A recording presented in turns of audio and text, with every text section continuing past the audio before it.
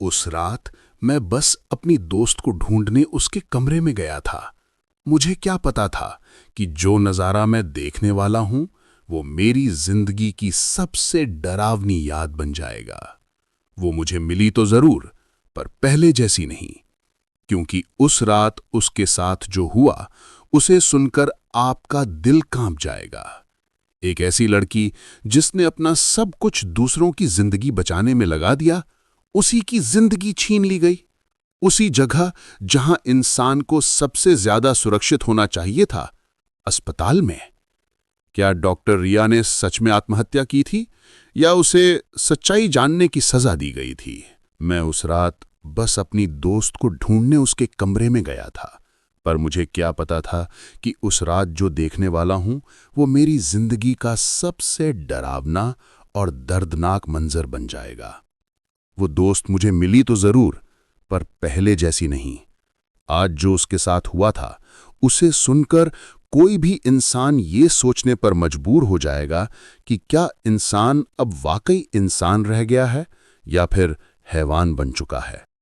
मैं चाहता हूं कि इस कहानी को सुनने से पहले आप बस इतना समझ लें, अब ये समाज वो नहीं रहा जो कभी हुआ करता था। अब ये जगह किसी जंगल से कम नहीं, जहां जो शिकारी नहीं होता वो खुद शिकार बन जाता है।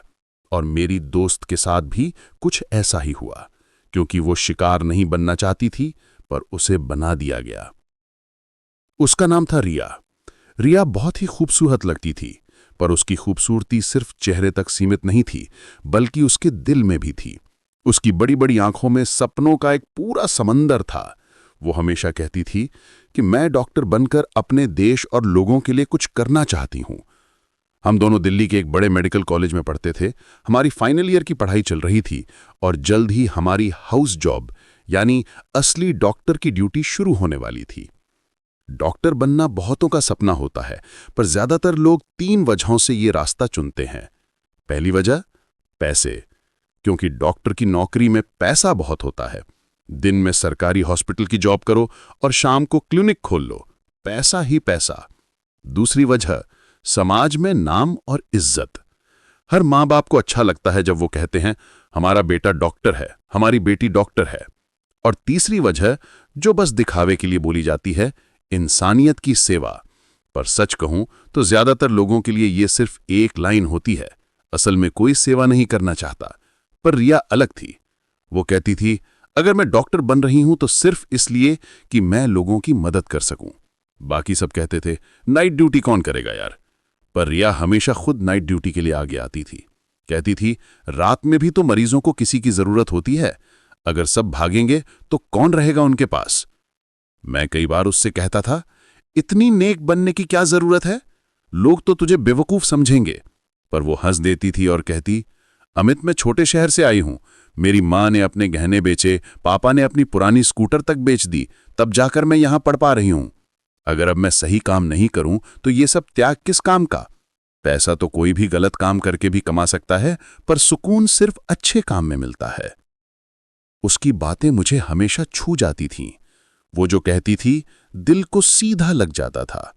रिया में एक अजीब सी चमक थी जो किसी भी जगह को रोशन कर देती थी। उसके आने से माहौल बदल जाता था, जैसे हवा में सुकून घुल गया हो। उस दिन अगस्त का महीना था। बारिश रुक रुक कर हो रही थी। हम दोनों की उस रात नाइट ड्यूटी थी। डॉक्टर साहब बोले थे कि एक ही डॉक्टर की बार बार नाइट शिफ्ट लगती है तो कम से कम उसके साथ कोई हो, क्योंकि उस दिन मरीज भी ज्यादा थे और ड्यूटी बहुत लंबी चलने वाली थी। करीब 36 घंटे से हम लगातार काम कर रहे थे। अब आपको बता दूं, नाइट शिफ्ट का मतलब ये नहीं कि डॉक्टर पूरी रात जागता रहता है।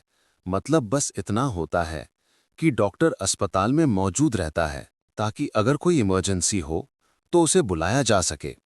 बाकी वक्त वो रेस्ट रूम में आराम कर सकता है। अस्पताल में खास कमरे बने होते हैं डॉक्टरों के लिए, जिनमें बेड और सारी जरूरत की चीजें होती हैं। रिया ने जैसे ही अपने आखिरी मरीज को चेक किया, वो मेरे पास आई। मैंने कहा यार मैं जा रहा हूं रूम में, तू भी आ जा, वरना खुद डॉक्टर को डॉक्टर की जरूरत पड़ जाएगी।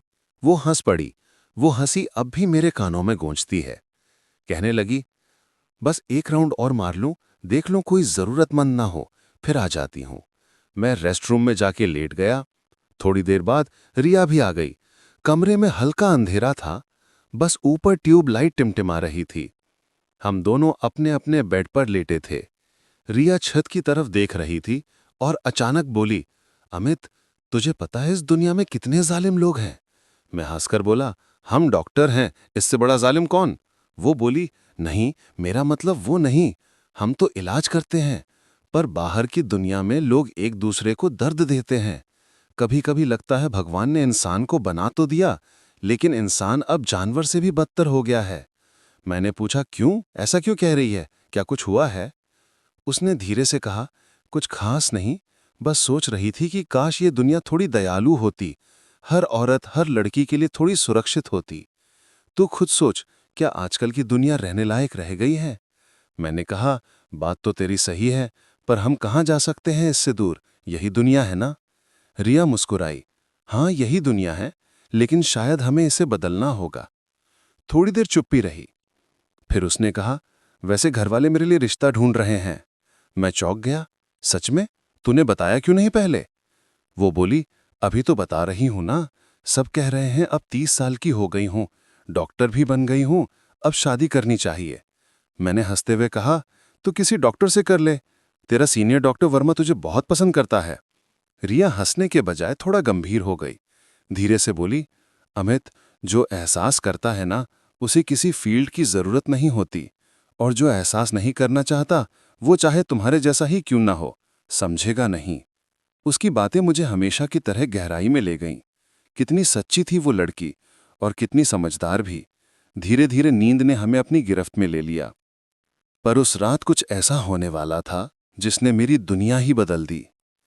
रात करीब 3:30 बज चुके थे। बारिश अब थम चुकी थी, बस बाहर से हल्की हवा की आवाज आ रही थी।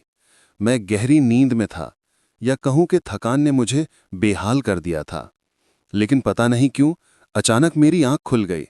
कमरे में हल्की रोशनी थी, और जब मैंने करवट ली तो देखा रिया अपने बेड पर नहीं थी। पहले तो मैंने सोचा कि शायद किसी इमरजेंसी कॉल पर गई होगी। कभी कभी रात में किसी मरीज की तबीयत अचानक बिगड़ जाती है, तो डॉक्टर को बुला लिया जाता है। मैंने खुद से कहा, चलो ठीक है, थोड़ी देर में लौट आएगी। पर कुछ मिनट बीत गए, फिर 10 मिनट, फिर 15 मिनट, और वो अब तक वापस नहीं आई। अब मुझे बेचैनी होने लगी।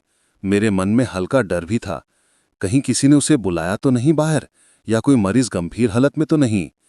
पर फिर मन में एक और ख्याल आया, रिया तो कभी देर नहीं करती, वो किसी को बिना बताए कमरे से नहीं जाती थी। मैं उठा, चेहरे पर पानी मारा और बाहर निकल गया। अस्पताल की गलियों में सन्नाटा पसरा हुआ था। बस मशीनों की बीप बीप और वार्ड बॉय की दूर से आती आहट सुनाई दे रही थी। हर कोना ठंडा और खामोश लग रहा था। मेरे कदमों की आवाज खुद मुझे डराने लगी। मैंने पहले उस वार्ड में झांका जहां हमारी ड्यूटी थी। वहां सब ठीक था। सारे मरीज अपने अपने बिस्तरों पर लेटे थे। नर्सेज भी एक कोने में बैठी थीं। मैंने पूछा, रिया इधर आई थी क्या? एक नर्स ने कहा, नहीं सर, हम तो उसे नहीं देख पाए। अब मेरा दिल जोर जोर से धड़कने लगा।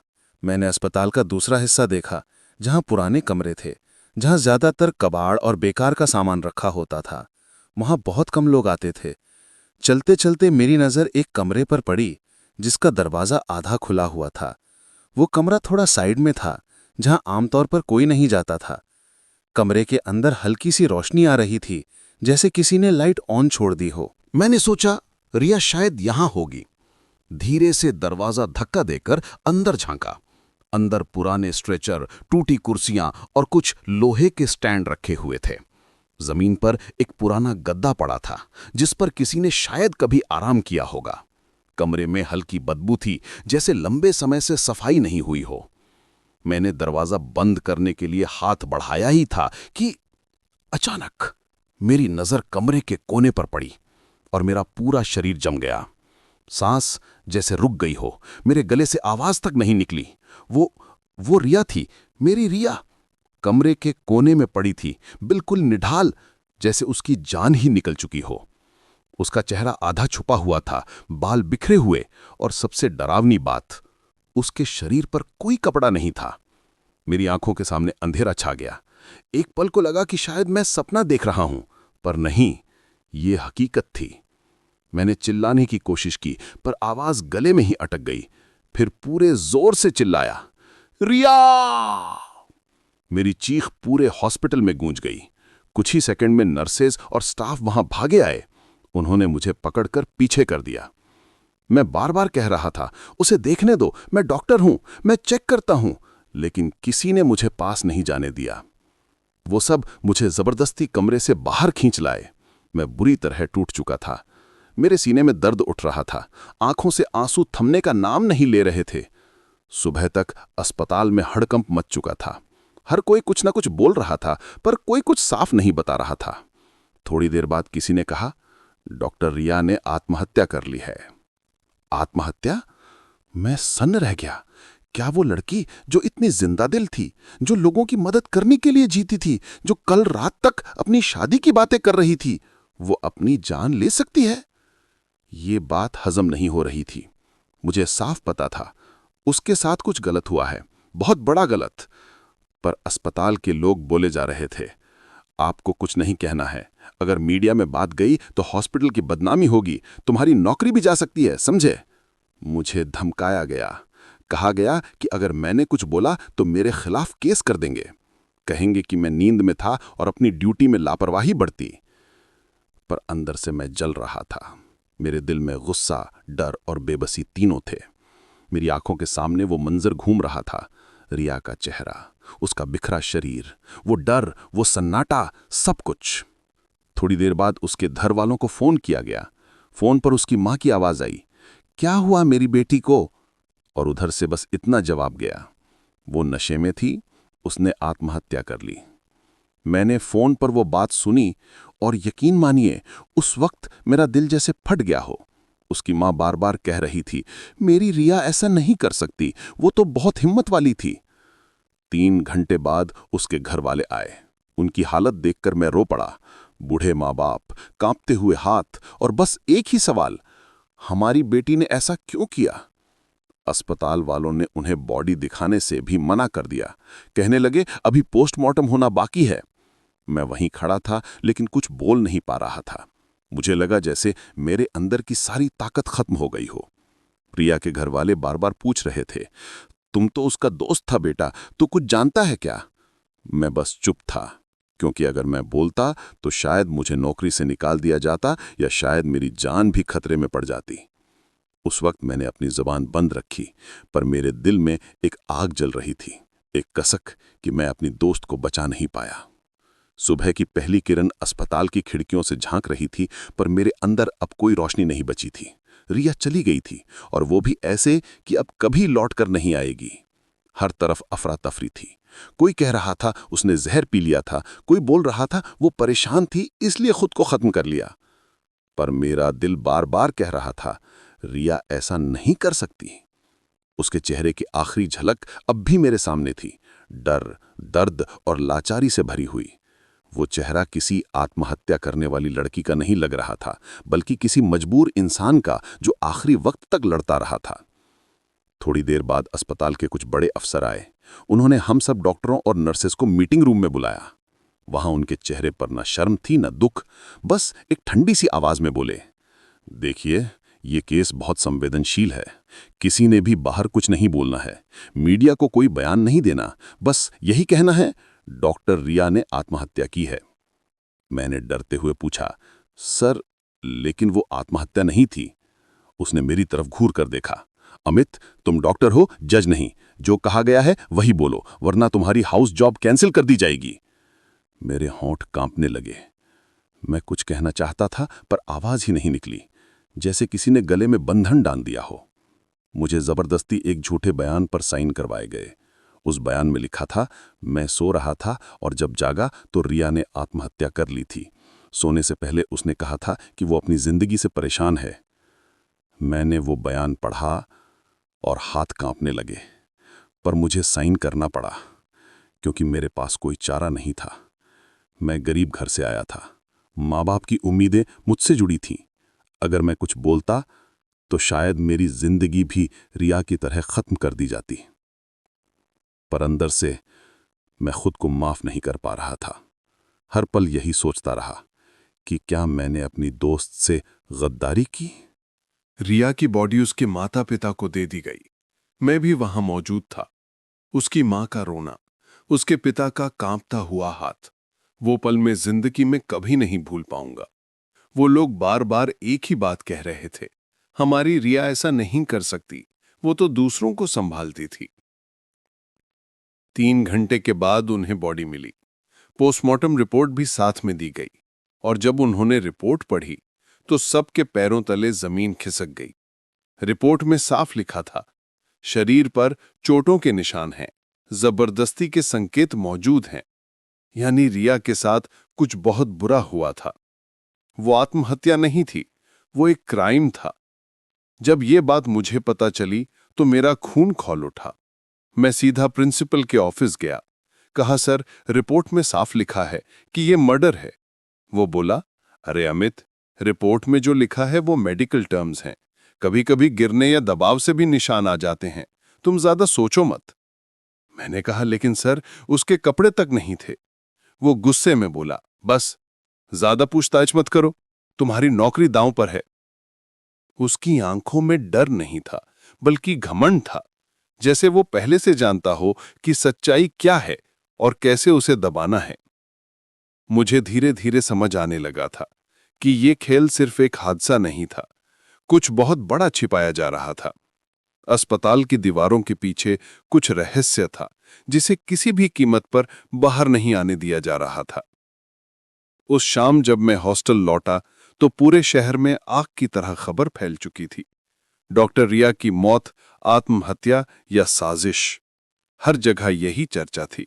सोशल मीडिया पर तस्वीरें वायरल हो रही थीं, लोग न्याय की मांग कर रहे थे। मैंने सोचा कि कम से कम अब लोग सच्चाई जानेंगे, पर हॉस्पिटल वालों ने तुरंत मीडिया पर केस ठोक दिया। कहा, फेक न्यूज फैलाने पर सख्त कार्रवाई होगी। फिर अगले दिन खबर आई, रिया के घर वाले पुलिस स्टेशन गए थे एफआईआर दर्ज करवाने, लेकिन वहां उन्हें घंटों बिठाकर रखा गया। कहा गया, आपके पास सबूत नहीं है। सबूत? क्या एक बेटी की लाश सबूत नहीं होती? मैं अंदर से टूट चुका था। हर रात रिया का चेहरा मेरी आंखों के सामने आता था।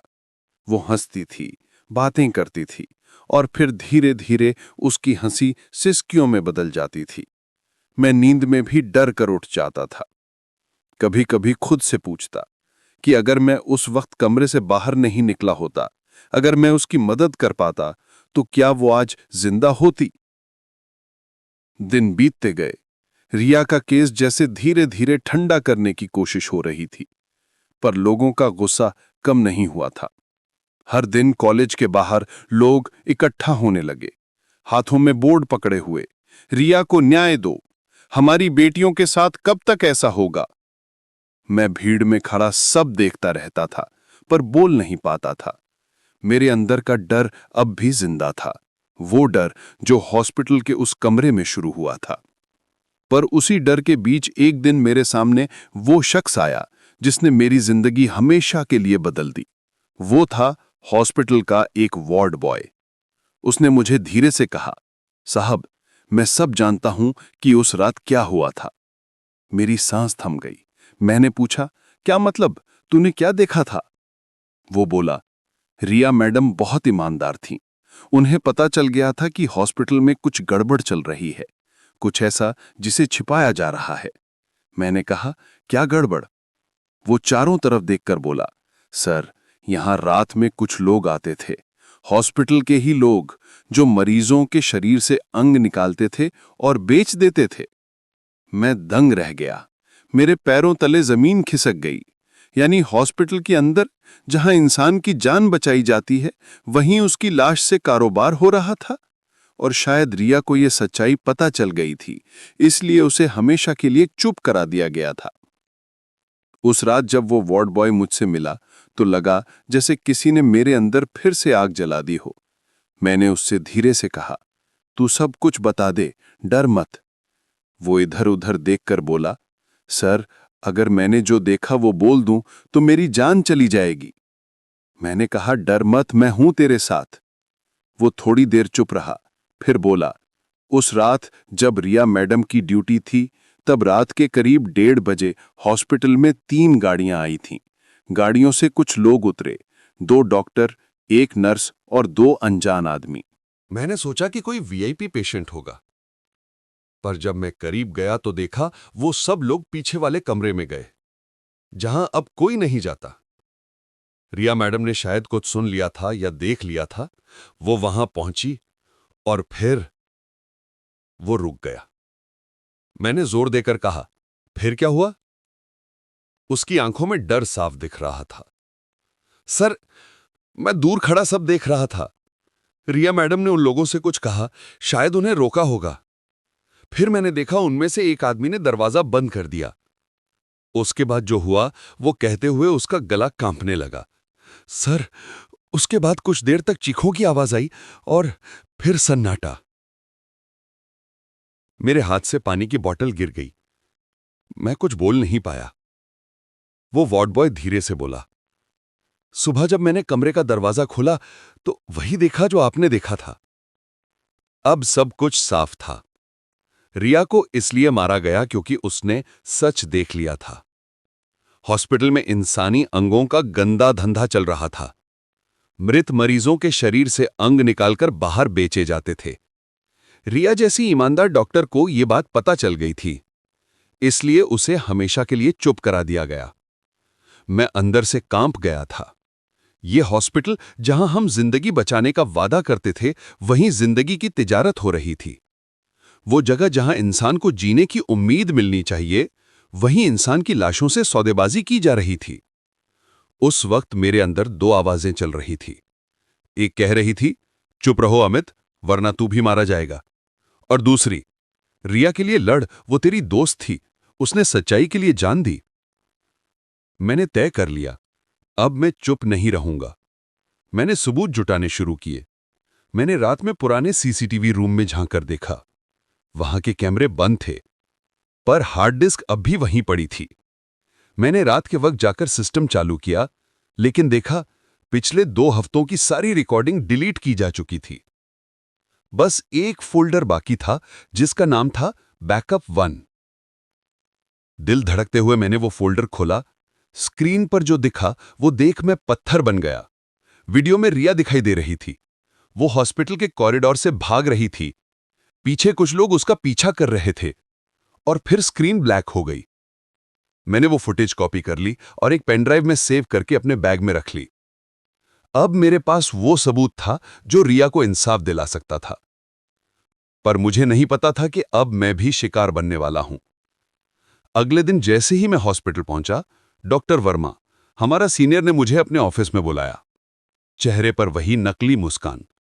अमित, कैसे हो? मैं बोला, ठीक हूं सर। वो बोला, सुना है तुम कुछ ज्यादा सोच रहे हो रिया के केस के बारे में।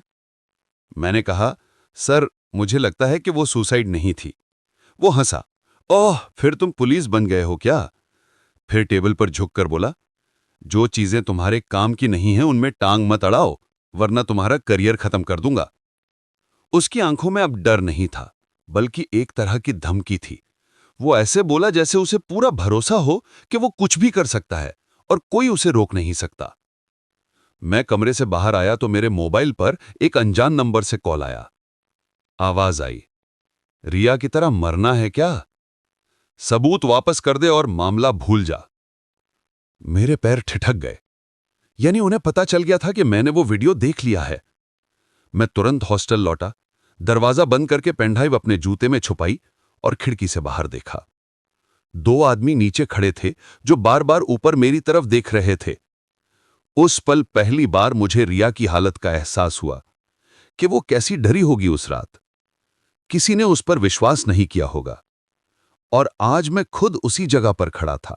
उस रात मैं हॉस्टल छोड़कर सीधा बस अड्डे पहुंचा। दिल्ली की भीड़ में खुद को छुपा लिया। मुझे पता था, अब अगर मैं यहां रुका तो शायद मेरी भी लाश अगले दिन उसी हॉस्पिटल में मिलती। मैं अपने शहर कानपुर पहुंचा। वहां एक पत्रकार दोस्त था, रवि। मैंने उसे सब बताया। वो बोला, भाई, अगर ये सब सच है तो ये बहुत बड़ा मामला है, हमें इसे पब्लिक में लाना होगा। मैंने उसे वो फुटेज दिखाई। वो चुप रह गया। धीरे से बोला, ये वीडियो बहुत बड़ा सबूत है, लेकिन अमित, इससे पहले कई लोग ऐसे मामलों में गायब हो चुके हैं। मैंने कहा, रिया के लिए मुझे कुछ भी मंजूर है। वो बोला, ठीक है, पर हमें सबूत और चाहिए। हमने मिलकर जांच शुरू की। रवि ने अपने संपर्कों से हॉस्पिटल की अंदरूनी फाइलें निकाली, जिनमें कई अनजान मरीजों की मौतें दर्ज थीं, जिनके परिवार वालों का कोई रिकॉर्ड नहीं था।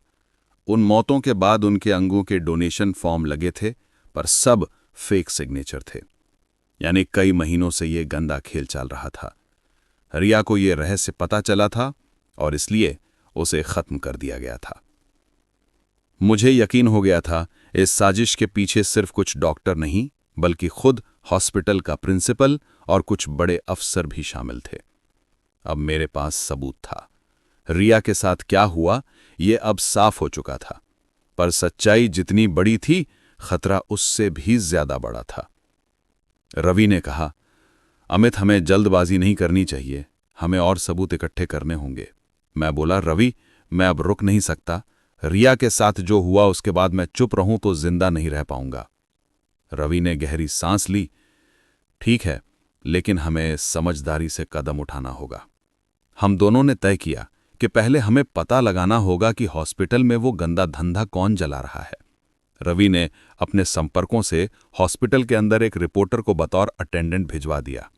वो अंदर से खबरें देने लगा। 3 दिन बाद उसका फोन आया, भाई, जो तू सोच रहा था वो सब सच है। रात में 2-3 आदमी आते हैं, मृत मरीजों के रजिस्टर पर गलत एंट्री करते हैं और बॉडी के कुछ हिस्से गायब रहते हैं। फिर फर्जी रिपोर्ट बना के सब क्लियर दिखा देते हैं। मैं और रवि दोनों सन्न रह गए। रवि बोला, अमित, ये बहुत बड़ा रैकेट है। इसमें सिर्फ डॉक्टर नहीं, कुछ नेता और अफसर भी जुड़े हैं। मैं बोला, अगर इतने बड़े लोग शामिल हैं तो हम कुछ नहीं कर पाएंगे। रवि ने मेरी तरफ देखा। हम कर सकते हैं, अगर हमारे पास हिम्मत है।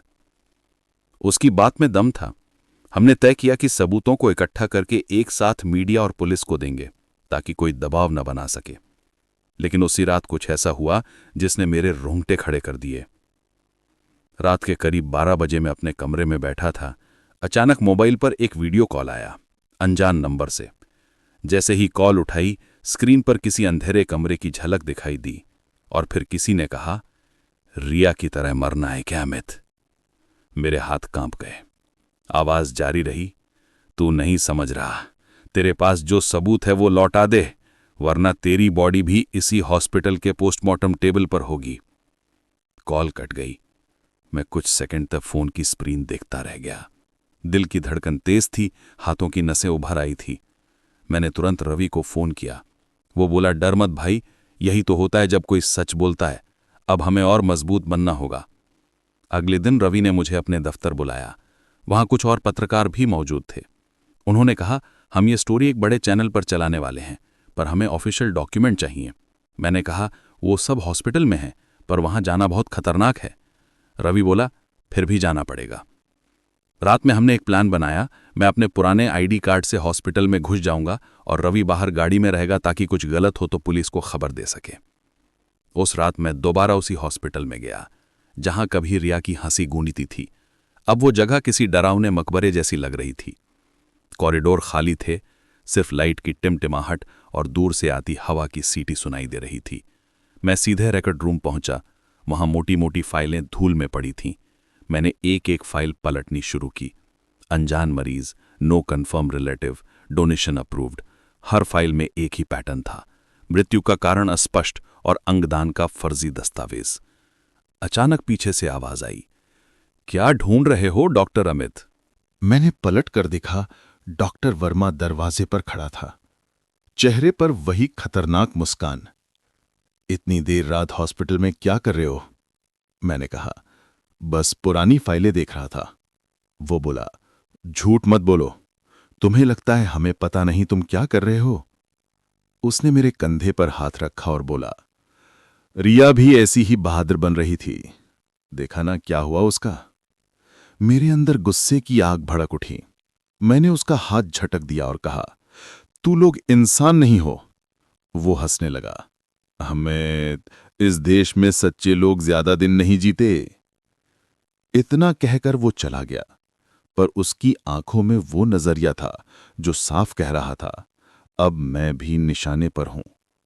मैंने जल्दी से जितनी फाइलें मिल सकती थीं सब मोबाइल से फोटो खींचकर सेव कर लीं और भागकर बाहर आ गया। रवि कार में इंतजार कर रहा था। मैंने सांस लेते हुए कहा, चलो रवि, सब मिल गया। हम दोनों ने अगले ही दिन एक गुप्त ईमेल से सारे सबूत पुलिस और 3 न्यूज चैनलों को भेज दिए, और फिर जैसे जैसे खबर बाहर आई पूरा शहर हिल गया। दिल्ली के बड़े हॉस्पिटल में अंग तस्करी का खुलासा, डॉक्टर की मौत में साजिश के संकेत। न्यूज चैनल चीख रहे थे, लोग सड़कों पर उतर आए, हजारों लोगों ने रिया के लिए मोमबत्तियां जलाईं। हर कोई एक ही नारा लगा रहा था, रिया को न्याय दो। लेकिन जहां लोग इंसाफ मांग रहे थे, वहीं दूसरी तरफ हॉस्पिटल वाले हमारे पीछे पड़ चुके थे। रवि को धमकियां मिलने लगीं और मेरे घर के बाहर कुछ अजनबी खड़े रहने लगे। मेरी मां डरने लगी थी, बेटा छोड़ दे ये सब, हमें कुछ नहीं चाहिए, बस तू ठीक रहे। पर मैंने कहा, मां, अगर मैं अब पीछे हट गया तो रिया की मौत बेकार चली जाएगी। वो रो पड़ी, पर मैं जानता था अब लौटने का कोई रास्ता नहीं था। अब या तो मुझे रिया के लिए इंसाफ मिलना था या फिर उसी की तरह चुप करा दिया जाना था। अगले ही दिन सुबह से पूरे शहर में हलचल मच चुकी थी। हर न्यूज चैनल, हर अखबार बस एक ही खबर दिखा रहा था, दिल्ली के अस्पताल में रैकेट का पर्दाफाश, डॉक्टर रिया की मौत का रहस्य गहराया। लोग सड़कों पर उतर आए, कहीं धरने हो रहे थे, कहीं जुलूस निकल रहे थे। हजारों लोग हाथों में तख्तियां लेकर नारे लगा रहे थे, रिया को न्याय दो, डॉक्टरों के नाम पर धब्बा मिटाओ, अपराधियों को सजा दो। मैं और रवि दोनों वो सब लाइव देख रहे थे। टीवी स्क्रीन पर रिया की पुरानी फोटो दिखाई जा रही थी, सफेद कोट पहने, चेहरे पर हल्की मुस्कान लिए, जैसे कह रही हो, मैं अभी भी यहीं हूं। पर उस दिन से हमारे फोन लगातार बज रहे थे। कभी अनजान नंबर से कॉल आती, कभी धमकी भरे मैसेज। अब बहुत हो गया अमित, रिया को नहीं बचा सके, अब खुद को भी नहीं बचा पाओगे। रवि ने कहा, भाई अब ये खेल बड़ा हो चुका है, इनके पीछे सिर्फ डॉक्टर नहीं, कुछ नेता और बिजनेस वाले भी हैं। मैंने पूछा, मतलब? वो बोला, मुझे इन्वेस्टिगेशन में कुछ ऐसे नाम मिले हैं जो हॉस्पिटल के ट्रस्ट में हैं और उन्हीं के जरिए ये अंग विदेशों में भेजे जाते हैं। मुझे लगा जैसे मेरे पैरों के नीचे की जमीन खिसक गई हो। रिया को मारा गया था क्योंकि उसने इस गंदे कारोबार को पकड़ लिया था, पर जो मैं अब सुन रहा था वो उससे भी ज्यादा खतरनाक था। यह सिर्फ एक हॉस्पिटल की बात नहीं थी, ये तो एक पूरा नेटवर्क था। रवि ने कहा, भाई अब हमें सीबीआई या कोर्ट तक पहुंचना होगा। मैं बोला, तू कुछ भी कर, पर रिया को इंसाफ दिलाकर ही रुकना। उसी शाम पुलिस ने अचानक प्रेस कॉन्फ्रेंस बुलाई। सबको लगा कि अब सच्चाई सामने आएगी, पर जब पुलिस वाले बोले तो जैसे किसी ने मेरे दिल पर पत्थर रख दिया हो। उन्होंने कहा, डॉक्टर रिया की मौत आत्महत्या थी, कोई साजिश नहीं मिली, अस्पताल प्रशासन क्लीन है। मैं टीवी के सामने खड़ा था, मुट्ठियां कस गई थीं, आंखों से आंसू निकल आए थे। मैंने चिल्लाकर कहा, झूठ है ये सब। रवि ने मुझे पकड़ा, शांत हो जा अमित, हमें अब और ठोस सबूत चाहिए। हमने अगले दिन एक आरटीआई दाखिल की, जिसमें पूछा कि अस्पताल में पिछले 6 महीने में कितनी नो क्लेम बॉडीज रजिस्टर हुई हैं। 3 दिन बाद जवाब आया, कुल 47 बॉडीज, जिनमें से 32 के अंग डोनेटेड बताए गए, पर किसी भी डोनेशन का साइन वेरीफाइड नहीं था। यानी सच अब साफ था, रिया ने यही पकड़ लिया था और उसी सच्चाई ने उसकी जान ले ली थी। रवि ने कहा, भाई अब बस एक काम बाकी है, इस सबूत को सीधे कोर्ट में देना। हमने सारे डॉक्यूमेंट्स, वीडियो फुटेज, रिपोर्ट्स को मिलाकर एक पेन ड्राइव और फाइल तैयार की, पर उसी रात रवि गायब हो गया। उसने रात को मुझे कॉल किया था, अमित, मैं कोर्ट की कॉपी जमा कराने जा रहा हूं। वो आखिरी बार उसकी आवाज सुनी थी। उसके बाद फोन स्विच ऑफ। सुबह मैंने दफ्तर फोन किया, कहा, रवि कहाँ है? उन्होंने कहा, वो कल रात घर नहीं पहुंचा। मेरी रूह कांप गई। शाम को खबर आई, एक सुनसान सड़क पर एक जली हुई कार मिली है, उसके अंदर एक लाश थी। पुलिस कह रही थी शायद एक्सीडेंट है। मैं मौके पर पहुंचा। जली हुई कार को देखकर मैं फूट फूट कर रो पड़ा। वो रवि ही था, मेरे साथी, मेरे भाई, जिसने रिया के लिए जान दे दी। अब मैं अकेला रह गया था, पर अब डर नहीं था। अब सिर्फ एक ही ख्याल था, रिया और रवि दोनों को इंसाफ दिलाना है, चाहे जान चली जाए। मैंने पेन ड्राइव की एक और कॉपी बनाई और उसे एक ऑनलाइन सर्वर पर अपलोड कर दिया, जहां से कोई भी डाउनलोड कर सकता था। और फिर मैंने सोशल मीडिया पर लिखा, अगर मैं गायब हो जाऊं तो ये वीडियो सब देख लेना, सच्चाई इसी में है। उस पोस्ट के कुछ घंटे बाद वो वीडियो वायरल हो गया। लाखों लोगों ने देखा कि किस तरह हॉस्पिटल में रात को गाड़ियां आती हैं, लाशें हटाई जाती हैं और कुछ लोग सीसीटीवी कैमरे बंद कर रहे हैं। अब मामला इतना बड़ा हो गया कि सरकार को भी दखल देना पड़ा। अगले दिन सीबीआई की टीम अस्पताल पहुंची और वहां छापा मारा गया। कई फाइलें जब्त की गईं, कई डॉक्टरों को गिरफ्तार किया गया और प्रिंसिपल, जो अब तक खुद को बेगुनाह बता रहा था, वो भी पकड़ में आया। पूरे शहर में लोग जश्न मना रहे थे। रिया के घरवालों की आंखों में आंसू थे, पर इस बार वो आंसू सुकून के थे। पर मेरे लिए ये जीत नहीं थी, क्योंकि जिनको मैंने खोया था वो कभी वापस नहीं आ सकते थे। रिया की फोटो मेरे सामने रखी थी। मैंने धीरे से कहा, रिया, तू चली गई, पर तूने मुझे सिखा दिया कि सच को दबाया नहीं जा सकता।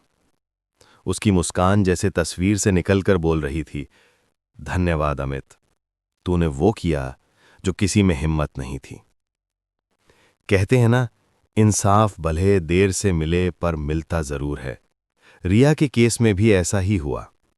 सालों की लड़ाई, धमकियां, डर, सब कुछ झेलने के बाद आखिरकार वो दिन आ ही गया जब कोर्ट ने अपना फैसला सुनाया। जज की आवाज अब भी मेरे कानों में गूंजती है। डॉक्टर रिया की मौत आत्महत्या नहीं, हत्या थी। इस केस में शामिल सभी डॉक्टर, प्रिंसिपल और प्रशासनिक अधिकारी दोषी पाए गए हैं। उस पल मेरी आंखों से आंसू अपने आप बह निकले। मुझे लगा जैसे रिया की आत्मा मेरे पास खड़ी मुस्कुरा रही हो। मैंने आसमान की तरफ देखा और बस इतना कहा, रिया, तुझे इंसाफ मिल गया। लोगों ने कोर्ट के बाहर ताली बजाई। मीडिया वाले चिल्ला रहे थे, रिया को मिला न्याय। हर तरफ खुशी थी, पर मेरे अंदर सन्नाटा, क्योंकि जीत तो मिल गई थी, पर जिनके लिए ये लड़ाई लड़ी वो अब इस दुनिया में नहीं थे। रिया की तस्वीर कोर्ट के बाहर लगी थी।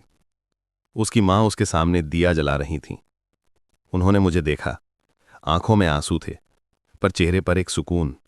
वो बोली, बेटा, तूने मेरी रिया को न्याय दिलाया, अब मैं चैन से मर सकती हूं। मैं झुककर उनके पैर छू लिए। मुझे लगा जैसे मैंने अपनी मां को फिर से पा लिया हो। उस दिन के बाद से मेरी जिंदगी पूरी तरह बदल गई। मैंने डॉक्टर की नौकरी छोड़ दी। अब मैं शहर शहर घूमता हूं, कॉलेजों और स्कूलों में जाकर लोगों को बताता हूं कि अगर कोई सच्चाई देखता है तो उसे छुपाना नहीं चाहिए, बल्कि आवाज उठानी चाहिए। लोग पूछते हैं, अमित, तू अब हॉस्पिटल में क्यों नहीं है? मैं हंसकर कहता हूं, क्योंकि मैंने हॉस्पिटल की असली बीमारी देखी है और अब मैं उसे ठीक करना चाहता हूं। हर बार जब मैं किसी मरीज की आंखों में डर देखता हूं तो मुझे रिया की आंखें याद आती हैं। वो आंखें जिनमें इंसानियत का समंदर था, जिनमें भरोसा था, उम्मीद थी, पर इस समाज ने उस भरोसे को तोड़ दिया था। रिया की मौत सिर्फ एक लड़की की कहानी नहीं थी, वो हर उस इंसान की आवाज थी जो सच बोलने से डर जाता है, जो अन्याय देखकर भी चुप रह जाता है। कई बार लोग मुझे कहते हैं, तू बहुत बहादुर था, पर सच तो ये है कि मैं डरपोक था। पहले दिन से डरता रहा, अपनी नौकरी खोने से, अपनी जान जाने से, लोगों की बातों से। लेकिन रिया ने मुझे सिखाया कि सच्चा डर वो नहीं होता जो मौत से हो। सच्चा डर वो होता है जब आप जिंदा रहकर भी सच्चाई से भागते हैं। कई बार रात में मैं बालकनी में बैठकर आसमान देखता हूं। हवा धीरे धीरे मेरे चेहरे को छूती है, तो मुझे ऐसा लगता है जैसे रिया मेरे पास बैठी हो, धीरे से कह रही हो, देख अमित, अब लोग जाग रहे हैं। और सच में रिया के केस के बाद सरकार ने मेडिकल कॉलेजेस और हॉस्पिटल्स में नए कानून बनाए। अब हर हॉस्पिटल में नाइट कैमरा और सिक्योरिटी फोर्स अनिवार्य कर दी गई, हर डॉक्टर की ड्यूटी की रिपोर्टिंग सिस्टम बनी। लोग अब अपने हक के लिए बोलने लगे हैं।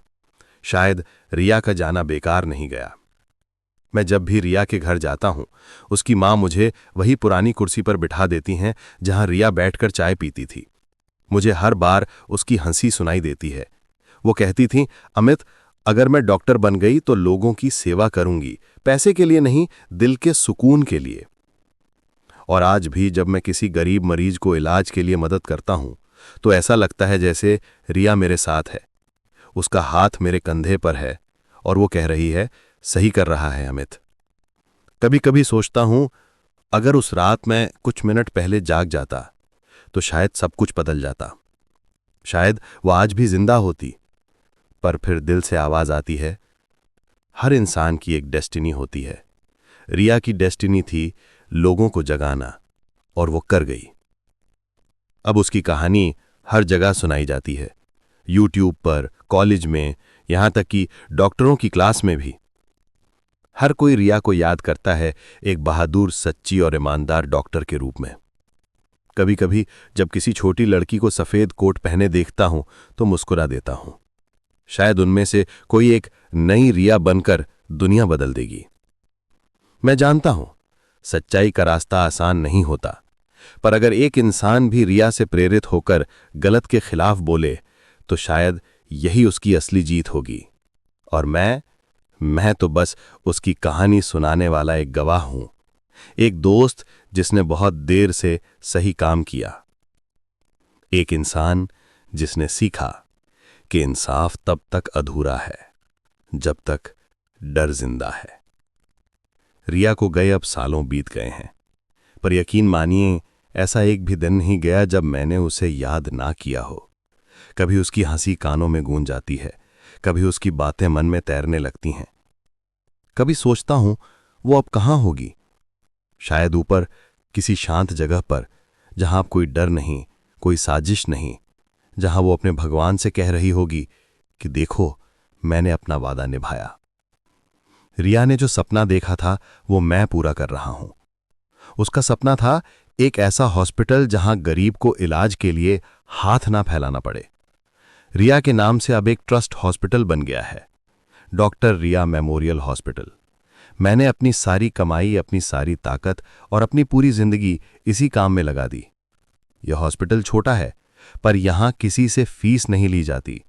जो दे सकता है वो देता है, जो नहीं दे सकता वो सिर्फ मुस्कुराता है, क्योंकि यहां इलाज पैसे से नहीं, इंसानियत से होता है। रिया की एक तस्वीर मुख्य गेट के ऊपर लगी है, सफेद कोट में मुस्कुराती हुई। नीचे लिखा है, जहां दर्द हो वहीं सेवा शुरू होती है। हर दिन जब मैं वहां से गुजरता हूं तो उसकी आंखें जैसे मुझसे कहती हैं, अमित, अब ये दुनिया थोड़ी बेहतर हो गई है। हॉस्पिटल में अब 100 से ज्यादा डॉक्टर काम करते हैं। हर नए डॉक्टर से मैं सिर्फ एक बात कहता हूं, यहां तुम डॉक्टर नहीं, एक इंसान बनकर इलाज करना। कई बार बच्चे मुझसे पूछते हैं, सर, ये रिया कौन थी?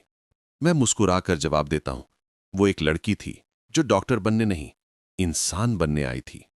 लोगों की आंखों में जब वो नाम सुनकर सम्मान झलकता है तो मुझे लगता है रिया यहीं कहीं पास खड़ी है। एक बार एक छोटी बच्ची आई, कैंसर से जूझ रही थी, कमजोर, दुबली सी, पर चेहरे पर मासूमियत थी। इलाज के बाद जब वो ठीक हुई तो उसने मुझसे कहा, अंकल, मैं बड़ी होकर डॉक्टर बनूंगी, रिया डॉक्टर जैसी। मेरी आंखें भर आईं। मैंने उसके सिर पर हाथ रखकर कहा, हाँ बिटिया, तू जरूर बनेगी, पर याद रखना, डॉक्टर बनने से पहले इंसान बनना जरूरी है। कभी कभी रात में जब मैं अकेला बैठता हूं तो वो दिन याद आता है जब सब शुरू हुआ था। वो हॉस्पिटल का अंधेरा कमरा, वो सन्नाटा, वो डरावनी सुबह और रिया का निष्प्राण चेहरा। वो सब याद करते ही शरीर कांप उठता है, पर उसी के साथ एक सुकून भी आता है, क्योंकि अब उसकी मौत बेकार नहीं गई। उसकी लड़ाई ने न सिर्फ अपराधियों को सजा दिलाई, बल्कि एक पूरी व्यवस्था को बदल दिया। कभी कभी कोई मरीज या स्टूडेंट मुझसे कहता है, सर, आपके अंदर इतनी हिम्मत कहां से आई? मैं बस मुस्कुरा देता हूं। एक लड़की थी जिसने मुझे डर से लड़ना सिखाया। रिया की कहानी अब किताबों में लिखी गई है, स्कूलों में, कॉलेजों में उसके नाम से अवार्ड दिए जाते हैं, डॉक्टर रिया ब्रेवरी अवार्ड, जो हर उस डॉक्टर को मिलता है जो सच्चाई के लिए खड़ा होता है। एक दिन मैं उसी पार्क में गया जहां हम दोनों बैठा करते थे। वहीं वो पेड़ था जिसके नीचे रिया किताब लेकर पढ़ा करती थी। हवा में वही खुशबू थी जैसे वो अभी भी वहीं कहीं मौजूद हो। मैंने धीरे से कहा, रिया, देख, तू जीत गई। उस पल ऐसा लगा जैसे हवा ने मेरे कंधे को छुआ हो और किसी ने बहुत धीरे से कहा हो, धन्यवाद अमित। मेरी आंखों से आंसू निकल आए, पर इस बार वो आंसू दर्द के नहीं थे, वो खुशी के थे, क्योंकि अब मुझे यकीन था सच्चे लोग कभी मरते नहीं, वो बस रूप बदल लेते हैं और हमेशा हमारे अंदर जिंदा रहते हैं। आज भी जब मैं किसी मरीज का इलाज करता हूं या किसी बच्चे को मुस्कुराते देखता हूं तो मुझे लगता है रिया यहीं है, हर कोने में, हर मुस्कान में, हर दुआ में। और मैं जानता हूं जब तक मैं जिंदा हूं उसका नाम, उसकी कहानी और उसकी इंसानियत कभी मिट नहीं सकती, क्योंकि वो सिर्फ एक डॉक्टर नहीं थी, वो इस देश की आत्मा थी।